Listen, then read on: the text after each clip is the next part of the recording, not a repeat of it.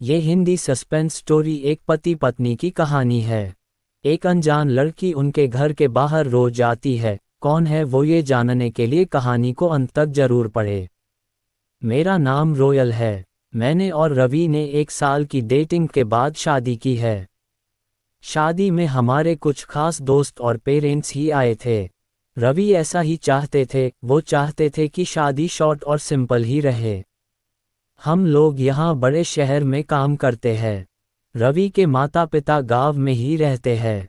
रवि ज़्यादा गांव जाते नहीं, जब कभी मम्मी पापा को मिलना होता है तो वो हमें शहर में आकर ही मिल लेते। हमने एक छोटा सा घर भी यहाँ अभी ले लिया है। शादी के चलते मैंने अभी नौकरी छोड़ रखी है। हमारा घर रोड के साइड में ही है। खिड़कियों से रोड दिखाई देती है। हमारे किचन की खिड़की से भी रोड दिखाई देती है। रवि का ऑफिस का टाइम सुबह 9 बजे का है। सुबह में रवि के लिए खाना बनाती हूँ। अभी कुछ दिन मुझे खिड़की के बाहर एक लड़की दिखाई देती है, पता नहीं क्या देखती है। आज फिर मेरी नज़र खिड़की के बाहर गई रोड के दूसरी तरफ। वही लड़की ज़्यादा उम्र की नहीं थी, 26 की होंगी। हमारे घर की तरफ आज फिर से देख रही थी। पहले दिन मैंने सोचा कि कोई होंगी, लेकिन वो 3 से 4 दिन से लगातार आती मुझे दिखाई दे रही है।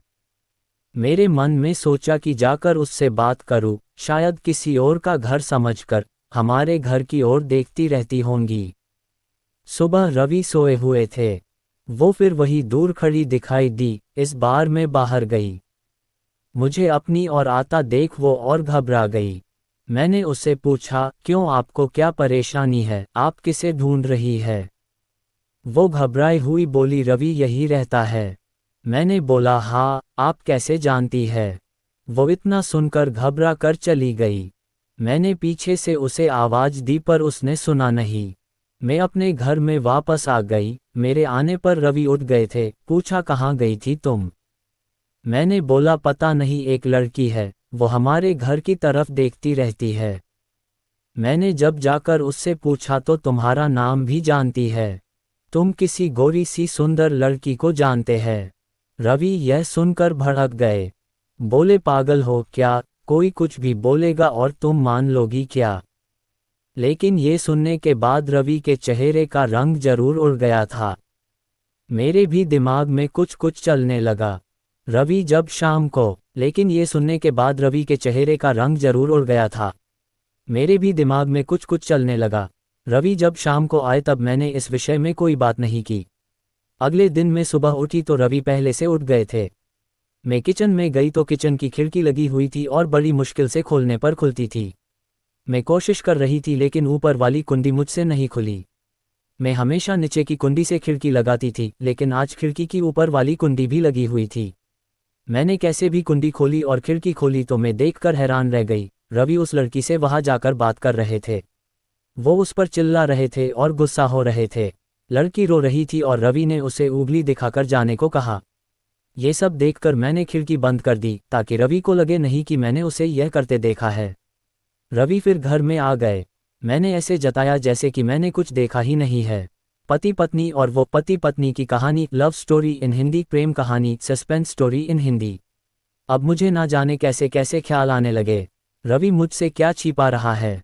मैंने रवि से शादी करके कोई गलती तो नहीं की। आखिर वो लड़की कौन है और रवि उस पे इतना गुस्सा क्यों हो रहे थे? रवि के जाने के बाद मैंने रवि के सारे दोस्तों को, जिन्हें मैं भी जानती थी, उन्हें फ़ोन किया, लेकिन किसी को भी उस लड़की के बारे में नहीं पता था। मेरी समझ में नहीं आ रहा था कि क्या हो रहा है। रवि से पूछना चाहती थी लेकिन मुझे पता था कि वो झूठ ही बोलेगा। उसके बाद मैंने उस लड़की को घर के आसपास नहीं देखा।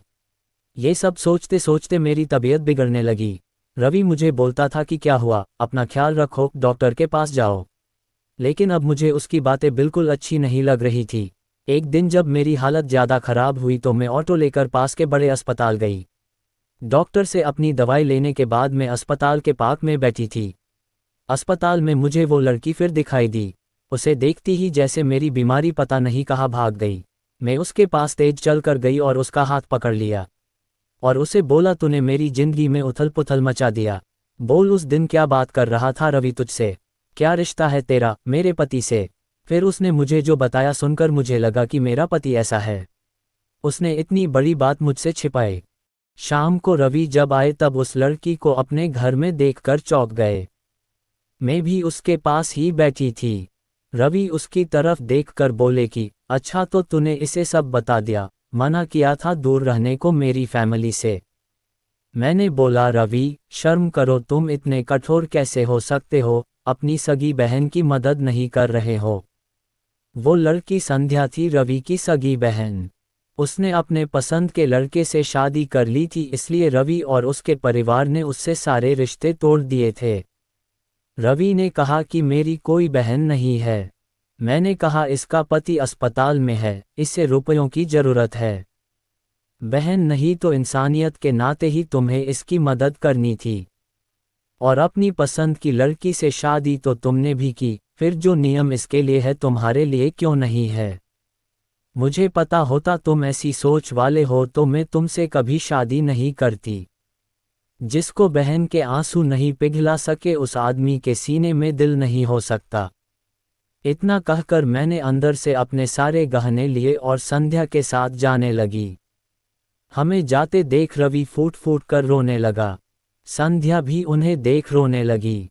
रोते हुए रवि बोले, हमने इसे बहुत प्यार दिया, पापा ने, मम्मी ने, मैंने रानी बनाकर रखा इसे।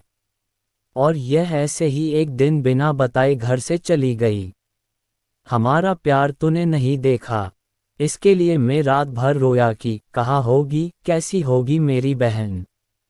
तब इसे भाई और पापा की याद नहीं आई।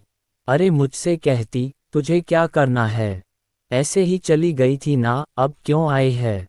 बहन भी बोली, भैया मुझे लगा आप लोग नहीं मानेंगे। उन दोनों भाई बहन को रोते देख मेरी आंखें भी भर आई। पर आंसू के साथ जैसे सारे गीले शिकवे खत्म हो गए। वो खुद अस्पताल गए संध्या के साथ, मम्मी पापा को भी बुलाया। दोनों ने बेटी को बड़े प्यार से गले लगा लिया।